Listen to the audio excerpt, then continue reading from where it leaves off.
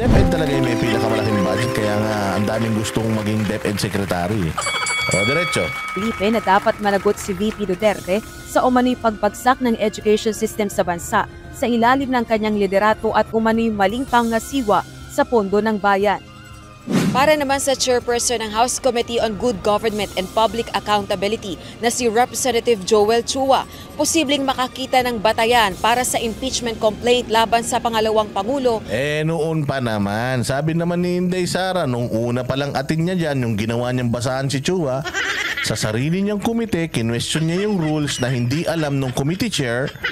Mantakin mo, Chua, mismong rules ng committee mo, hindi mo alam. Paano mo malalaman yung mga tungkol sa mga bagay-bagay na to? Diba? Sarili mo nga sarili mong rules and regulations sa chairmanship mo. Sa committee mo, hindi mo nga alam. Paano mo malalaman itong mga bagay-bagay na sinasabi mo? Sinabi na ni Inday Sara na nagpa-practice na yung mga yan for the impeachment complaint. Yun lang ang gusto ng mga yan, ma-impeach ako. Bakit ko pa sila sasagutin? Gawin na lang nila. Ipa-impeach nyo na lang kasi may mga pag-gano-gano. Pwedeng maging grounds ito for impeach. I-impeach nyo na. Putangin na nyo, puro kayo preskon eh. Sinasabi nyo rin nung nakaraan, pinapatawag nyo si PRRD. Sabi ni PRRD, wala daw siyang natatanggap na mga imbitasyon galing sa inyo. Oy, Placido Pilosopo, shout out sa'yo. Mabuhay ka. Kung hindi nito masasagot ang mga isyong ibinabato laban sa kanya.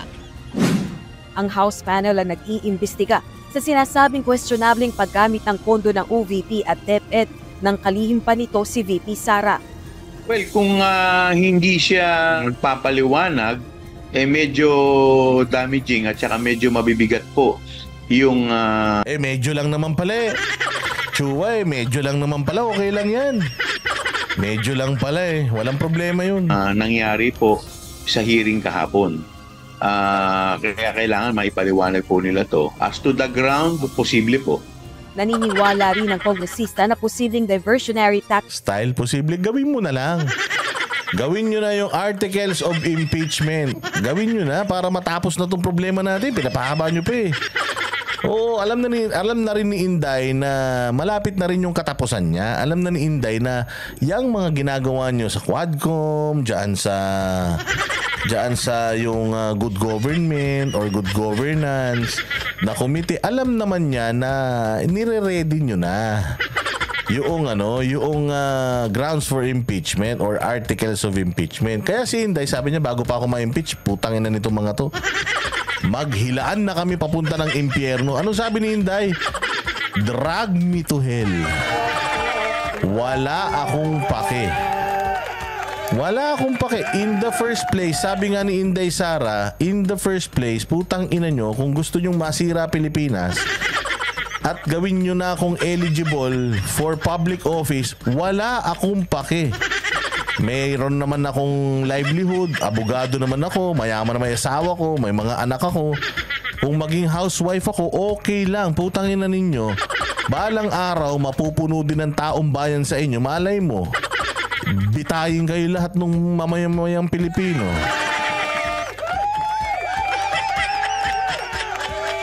Sabi nga ni Pilosopo kala siguro ng mga gunggong,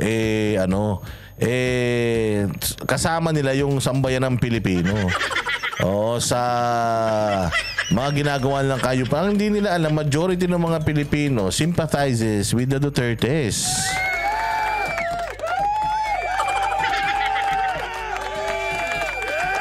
Kaya si Inday, sabi niya, sige, putayin na nyo Gusto nyo magsiraan tayo, sinisiraan nyo naman din ako, di putayin na, maglabasan tayo ng baho. Maglabasan tayo ng baho. I-impeach nyo ako. Bahala kayo sa buhay nyo. Ma-impeach ako.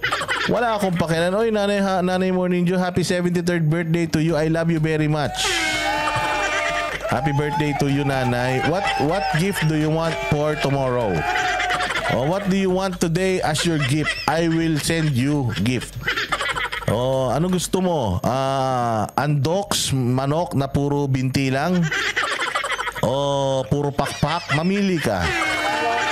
Happy birthday, Nanay Morning Dew. Thank you very much. Batiin nyo naman yung nanay ko. Yan ang nanay ng lahat ng mga banatero sa buong Pilipinas.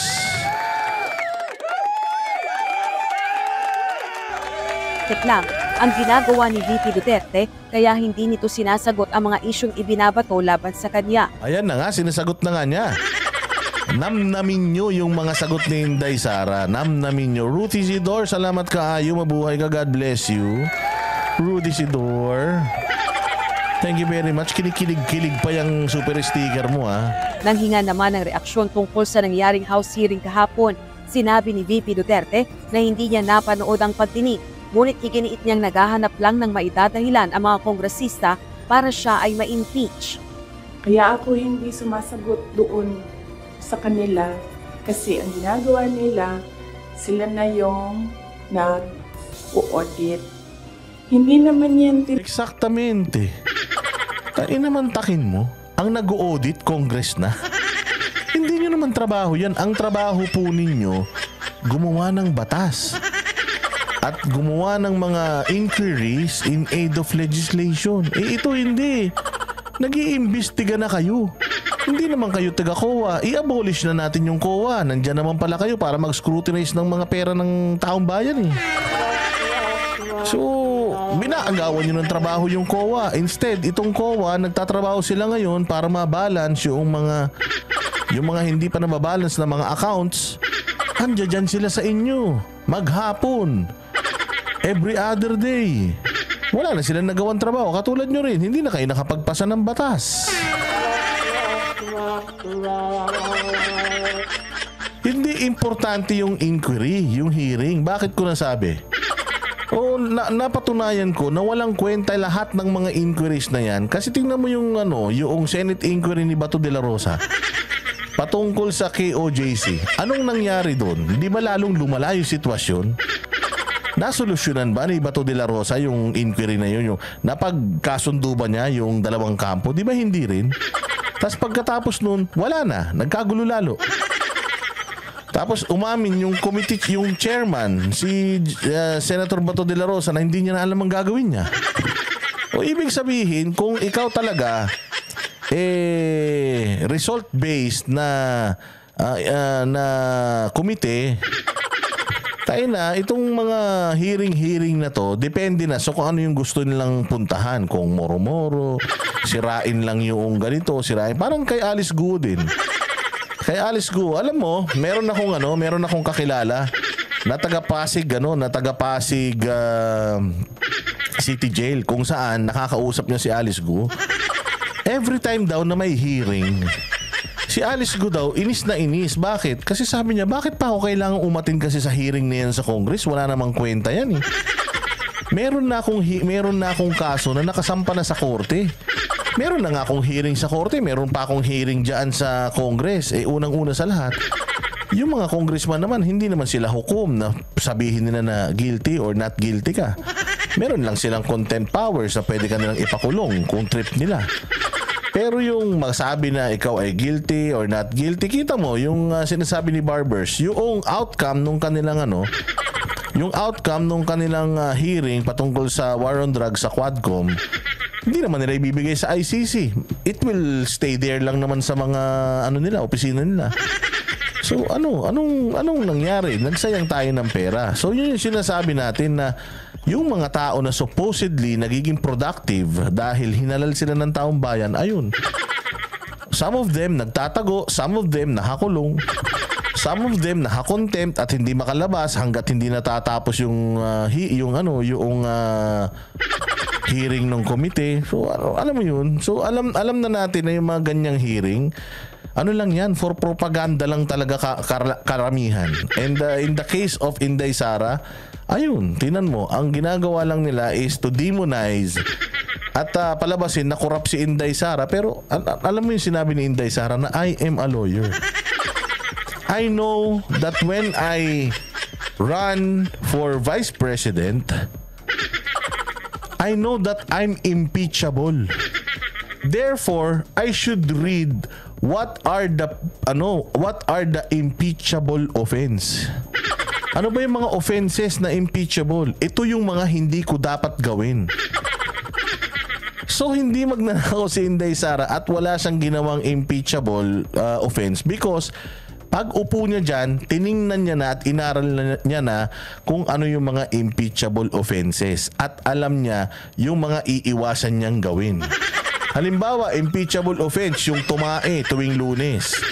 Hindi niya nagagawin yun because ba't mo pa i-review yung impeachable offense? Diba? Kung hindi mo rin lang iiwasan.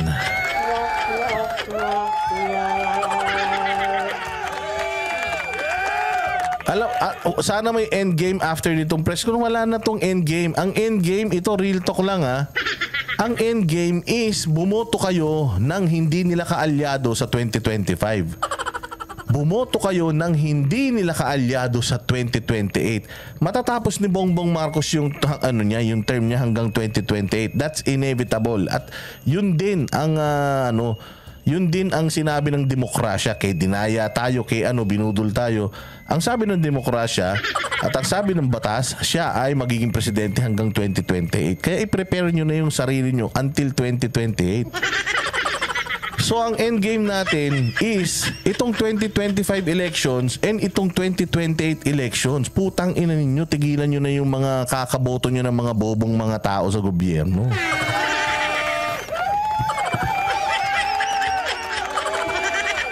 Anong endgame? Yun ang endgame natin. Nasa atin pa rin ang kapangyarihan. Kaya 2025, gamitin natin yung kapangyarihan na yun na palayasin natin lahat ng mga kawatan sa gobyerno. Yung mga nakikita nating tumatakbo na ang lalaki na ng mga billboard ngayon, putang ina, sigurado magnanakaw yan sa inyo. Bakit? Ngayon palang gumagasta na sila eh. Saan nila kukunin, babawiin yung mga ginagasta nila ngayon? Alam nyo ba gaano kamamahal yung mga billboard na yan? Saan nila kukunin yung ginasta nila dyan na milyon-milyon? Babawiin nila sa inyo mga negosyante lahat dyan.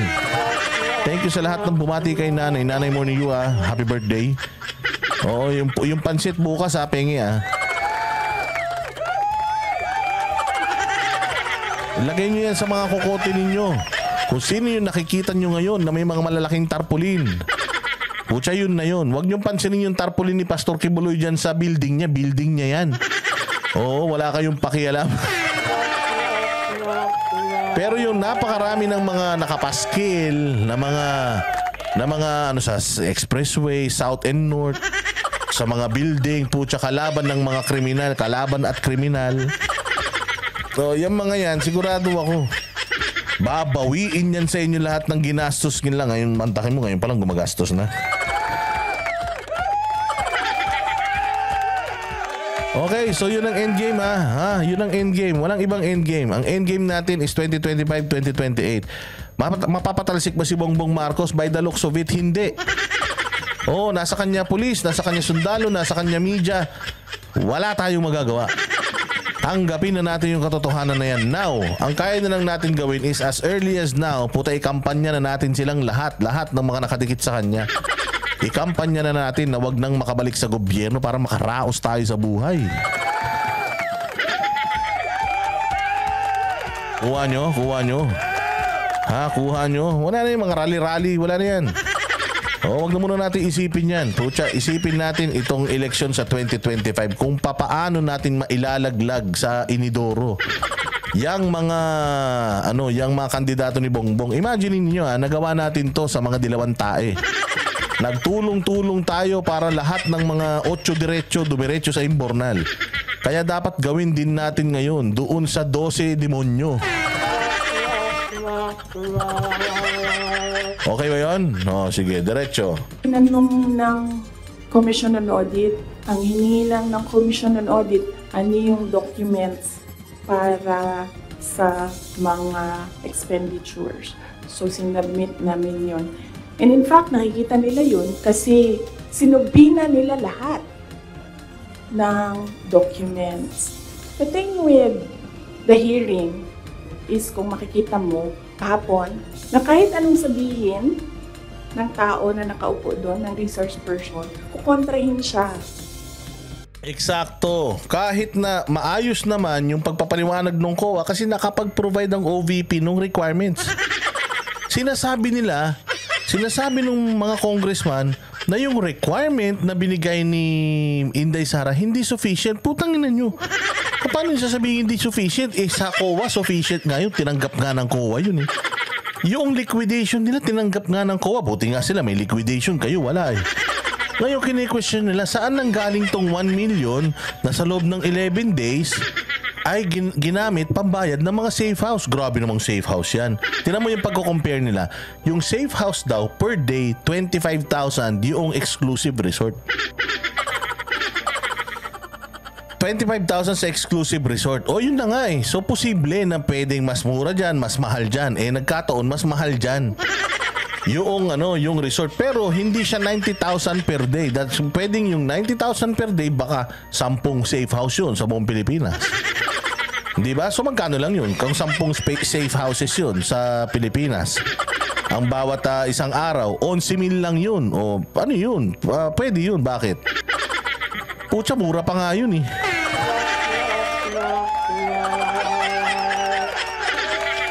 Sinabi na rin naman ni Chua kanina, di ba, na kailangan nilang ma-explain kung ano yung mga safe houses na yun, meaning madami. So ayun naman pala eh. Kailangan palang mag-explain pa eh ng Office of the Vice President eh. Kung yun ang sabihin sa kanila ng COA, if COA will tell them to itemize talaga kung ano tong mga to, they will definitely provide. Pero hindi dapat Congress ang humingi sa kanila nun. Unang-una sa lahat, hindi naman yan trabaho ng Congress.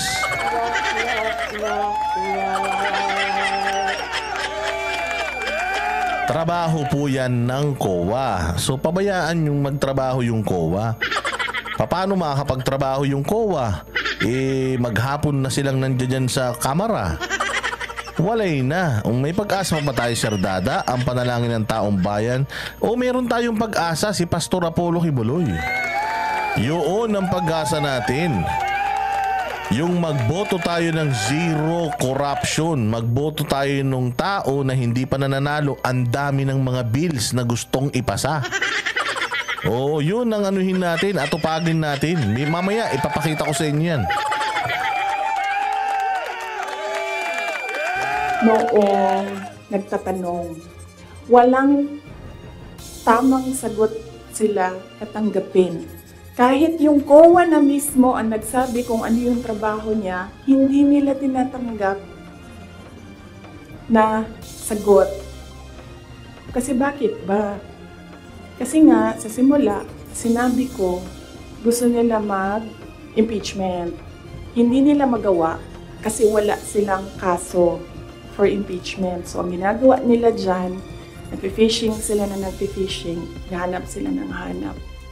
Sinabi rin niyang ibinigay nila lahat sa Commission on Audit ang lahat ng kailangan dokumento kaugnay ng ginastos na pondo at normal sa mga ahensya ng gobyerno ang gumastos ng milyong-milyong halaga kada araw kaugnay ng ipinatutupad na mga proyekto.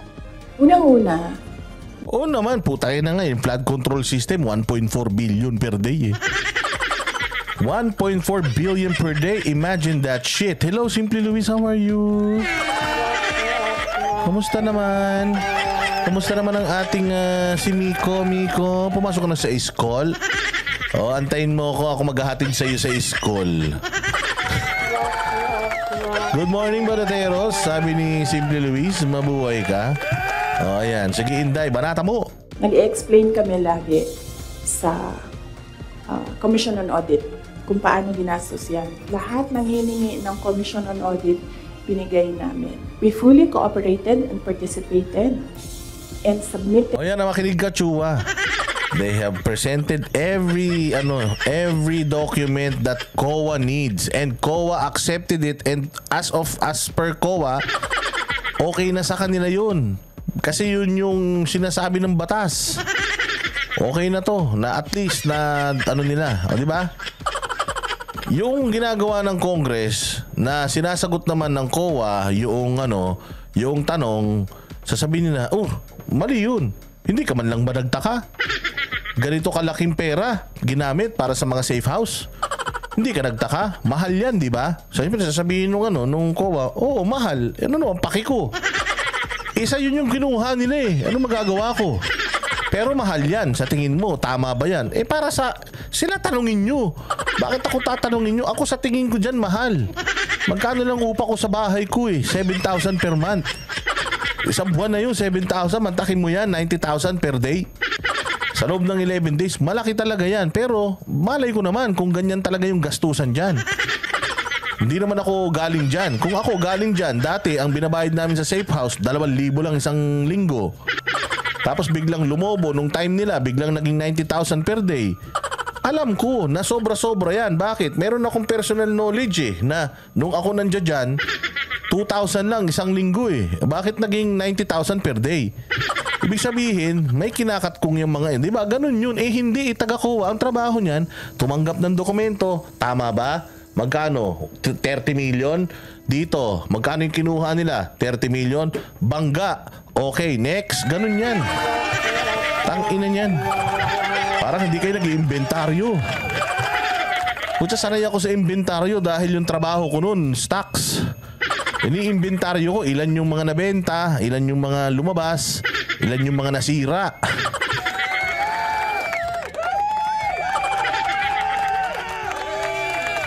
Di ba ganun yun Yun ang trabaho ng COA, balansehin. Pag nakita mayroong pera ang ng 125 million ang OVP, tapos nag-provide sila ng resibo worth 125 million with statement of account. Kukwestiyonin mo ba yun? Tangina, mas marunong ka pa sa akin. Sabihin mo ba naman na, ano to? Meals. Bakit 5,000? Magkano lang naman ang pagkain sa Jollibee? Yung 2-piece chicken, 300 lang. Siyempre, kung alimbawa ako yung ino-audit mo, gago ka pala Hindi naman ako sa Jollibee kumain Kumain ako sa Wolfgang Sasabihin mo ba na, ba't sa Wolfgang ka kumain? Hindi ba nakakabusog yung pagkain sa Jollibee? Sasabihin ko pa rin, paki mo. Kung gumastos ako ng 5,000 sa Wolfgang, wala kang paki. Kung gusto mong kumain ka sa Jollibee, kumain ka, hindi kita pakikialaman. Tama, mali. Tama, mali. Ngayon sasabihin nyo naman, waldas talaga. Putya, sabi ko nga sa inyo paanong magwawaldas yung tao ng 125 million?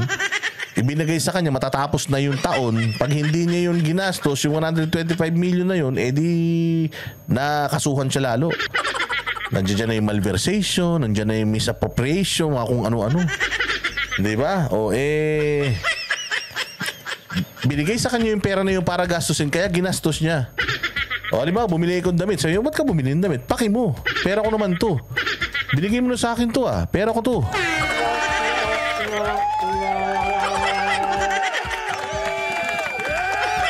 Mantakin mo, gusto nilang mangyari, yung COA, ganunin yung yung OVP. OVP, ano tong mga 1 million na safe house? Sasabihin nung OVP, gago ka ba? Ba't mo tinatanong? Hindi mo naman trabaho yan. May kulang ba ako sa'yo? Wala. Wala na po. Ba't ka pa nagtatanong? Wala naman pala akong kulang sa'yo. Ang importante, merong ibinigay si Inday Sara na liquidation. Na naka-itemize kung saan ginamit yung pera. Hindi nga lang siya talaga, literal na. Safe House number 1, Antipolo City, sa may ganitong subdivision. Lot 7, Block 22. Wala, hindi nga lang siya talaga specified. Pero nakalagay dun yung kung saan nila ginamit yung pera. At least, hindi katulad nyo. Nasaan na yung pera? Wala na, may certificate na yan galing sa COA, okay na yun. Saan nyo ginamit? Wala na, basta bahala kayo sa buhay nyo.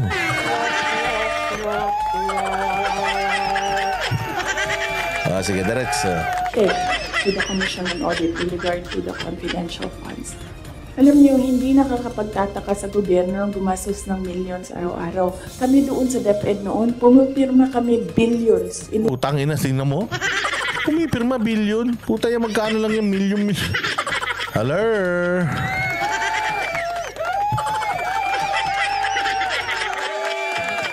Kaya dito mo malalaman na talagang naghahanap lang sila ng butas, pero maging tayo mga boss magpasalamat tayo ng malaki. Bakit? Mantakin mo let's just say tama sila. Let's just say, hindi natin sinasabing tama pero let's just be be bobo for a few minutes. At sabihin natin na tama yung sinasabi ng Congress na si Inday Sara may 15 million. 15 million or 16 million na hindi maipaliwanag. So si Inday Sara, kurakot siya, 16 million. Ikaw talaga, Inday, ang cheap mo. Mangungurakot ka lang, 16 million pa. Pwede mo naman gawing 16 billion, 100 billion. So imaginin mo, sa sobrang lahat ng utak nila, pinagsama-sama na nila para palabasin lang nila si Inday Sara na magnanakaw. Tangina, ang pera at stake, 16 million. Ibig sabihin, walang kakwenta-kwentang pera yan, lalong-lalo na kung nasa gobyerno ka. 3 relos nga lang ng mga congressman yung nawawalang pera na sinasabi nila na naipaliwanag naman ni Inday kung nasaan. Kaya hindi na siya umaatin doon kasi ibinigay ko na lahat ng dokumento eh. O tok Kowa, bahala na kang Kowa magpaliwanag sa inyo. Happy birthday, Nanay Morning Dew. Humaba pa sana ang buhay mo. Healthy ka lagi. Sabi ni Simple Luis, Nanay Morning Dew, we love you.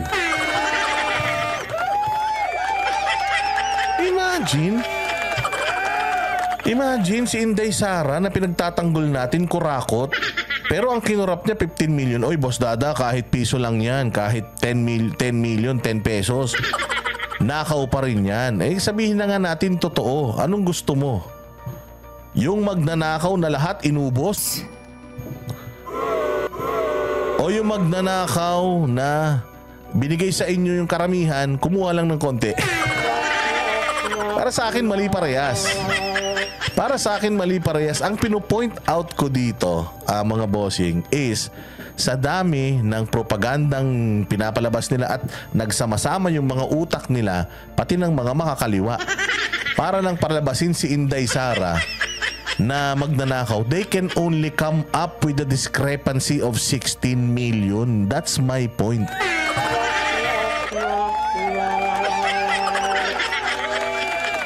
So if what the congressmen are telling us totoo, sabi nga ni Simple Luis, ang payat mo naman magnakaw. Inday Sara, putya, pang parlor mo lang yan, 15 million One day para maglabas ng pera. So, hindi nakakapagtataka ang 5 million, 10 million. Again I'm not saying corruption is okay so long as maliit lang yung ninakaw mo, no. What I am trying to point out is, with all your criminal minds joining together para palabasin na napakamagnanakaw ni Inday, you can only come up with 15 million discrepancy. That's pathetic.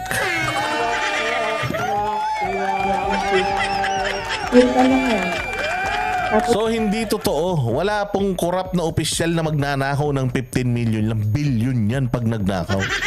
100 million, 200 million, ganyan.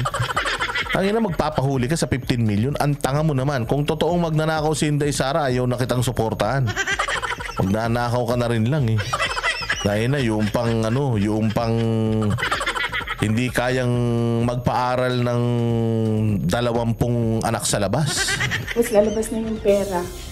Ibabayad na yan kung saan yan ibabayad. Tungkol naman sa aligasyong may padulas umano siya sa mga empleyado, ito ang tugon ng pangalawang Pangulo. Yung envelope na yan, antayin natin yung next hearing. Kasi hindi pa siya enough eh. Ang gusto nila kasing palabasin. Tama, break, di ba? Sana lang nakuha nila yung pinopoint out natin because I'm sure iti-twist ito ng mga ibang vloggers. Oh, Boss Dada, okay lang na mangurakot basta mababa lang.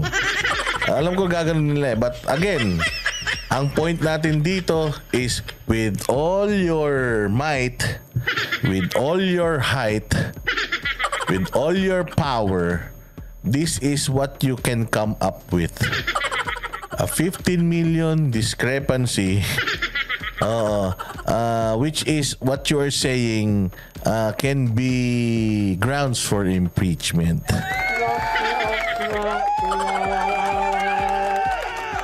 Sa mga tao, yung envelope na yan, galing yung pera na yan, galing sa confidential funds. Para sa akin, kulang pa siya. So, inaantay ko yung next hearing bago ko pag-usapan yung envelope na yan. Sinabi rin niyang bilang vice-presidente, alam niya na maaari siyang ma-impeach at batid niya rin kung ano ang impeachable offenses. Rosalie Coz. Kaya palakpakan.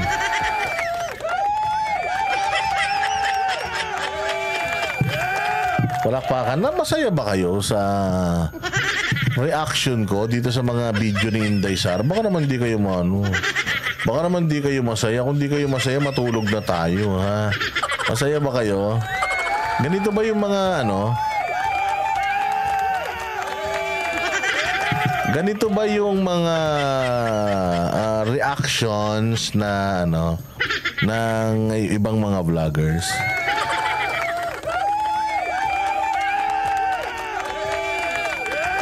Oh, kasi I am sure ni-reactionan nila yung mga yung live. Oh, ako ni-reactionan ko na yung yung mga soundbites. Pero pwede naman nating i-play yung live. Pwede naman nating i-play yung live tapos puntahan natin yung mga important. Lupit ni Sarah, hukayin daw si Bongbong, itatapon sa West Philippines. Hindi kasi yun yung importanteng mga information diyan sa live ni Inday Sara kanina. Ang importanteng information diyan is nagalit talaga si Inday and sinabi ni Inday sa kanila na tumigil na kayo. Pag hindi kayo tumigil, papahukay ko yung tatay nyo. Tapos itatapon ko sa kanal, doon naman siya nararapat.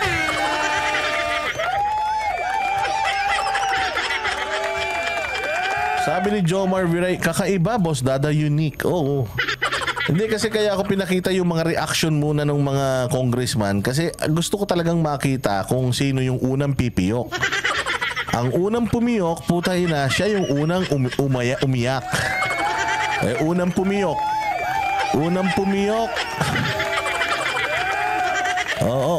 Ay, ang laki ng problema ni KPNL Kabayan PH.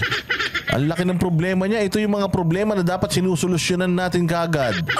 Oo, KPNL Kabayan PH, turuan niyo siya. Napakalaki ng problema niya. Oo, kaya kailangan tulungan niyo siya, mga kababayan na nandirito ngayon. Tulungan niyo si KPNL Kabayan PH. Napakalaki ng problema niya sa buhay. Dapat natin masolusyonan kagad yan, ha? So, sabi nga dito, kung sino-sino ang unang pumiyok, yun ang unang umiyak. Kasi unang tinanong dyan, definitely, yung Malacanang, wala namang pakialam Congress yung Malacanang, kasi yun ang talagang binanata ng gusto ni Inday Tinanong, ano masasabi ninyo? Yung Malacanang nga, hindi nagsalita Di ba? Oo, mantakin mo Ay, NG Honey, grabe naman si Pang Whiskey naman natin. Ang sarap naman yan. Grabe naman si Bossing. Ang bossing ko, si NZ Honey, mabuhay ka dyan sa New Zealand. God bless you. Ha, kamusta na yung baby mo? Siguro kamukhang kamukha mo. Imagine mo blue eyes tapos kamukha mo may bigote. Ay, ang pogi. Ay, kasi tinanong ang Malacanang. Yung Malacanang hindi nagsalita. Hindi nagbigay ng opinion ng Malacanang. Hindi nagbigay ng sagot. Tapos nung hindi nagbigay ng sagot ang Malacanang, tingnan mo, sinong unang-unang nagbigay ng opinion? Congress. Parang sinasabi ng Malacanang, pabayaan muna natin na yung mga aso natin yung kumahol. Sumagot muna yung mga aso natin Kaya nga natin sila binubusog Ano pang silbi nila na binusog natin sila kung hindi sila didepensa? Kaya hindi sumagot ang Malacanang, gulat na gulat ako, sumagot ang Congress. Bakit? Ibig sabihin, itong Congress talaga, mga bossing, pinoprotektahan yung Malacanang, ba? Gagaling.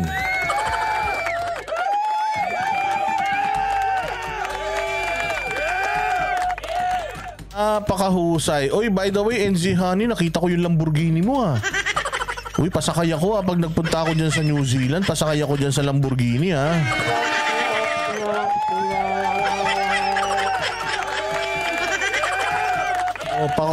Ayan na, pakinggan mo yung sinasabi ni RYJC Vlog, KPNL. Makinig ka sa kanya, tuturuan kanya kung paano masagot yung problema mo. Sabi ni Morning Dew, NZ Honey, nakakagulat ka. Oy, bossing, NZ Honey, uminom ka pa. Alam ko, umiinom ka ngayon Uminom ka pa marami. God bless you. Sobrang blessed ng bossing ko na yan sa New Zealand. Grabe. Saan ka ba naman? Pucha yan. Ang farm mo, kasing laki ng Kingdom of Jesus Christ. Tapos, yung meron kang mga yate, meron kang mga bangka, meron kang mga magaganda motor. Tapos ngayon, may sports car pa. Ibang klase. Solid na solid. Mga followers ko. Wala akong followers na ampas lupa. Puros lahat mga nakakaluwag sa buhay. Oy, shout out Diego Latigo. Mabuhay ka. Sabi nga ni RYJC Vlog, upang kapi din yun. Oo naman. Matindi yan. Generosity, more blessings to come to you, dear. Sabi ni Zenaida Butler. Oy, Zenaida, parang nililigawan mo yung bossing ko, ah. Puti ang asawa niyan. Mahirapan tayong kompetensyahin niyan. Blue eyes.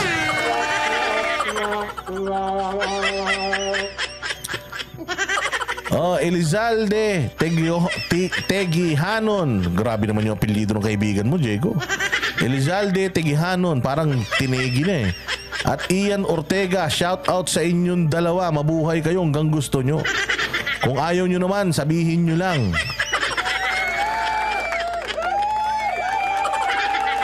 Bongga pala si NZ Honey. Sabi ni Simple Luis, oy Simple Luis, tumigil ka ha. Baka bugbugin ka ng Boss J ko. Bongga talaga yan. Naka-Lamborghini yan eh. Yung Porsche mo, medyo nanlambot ng konti. Konti lang naman.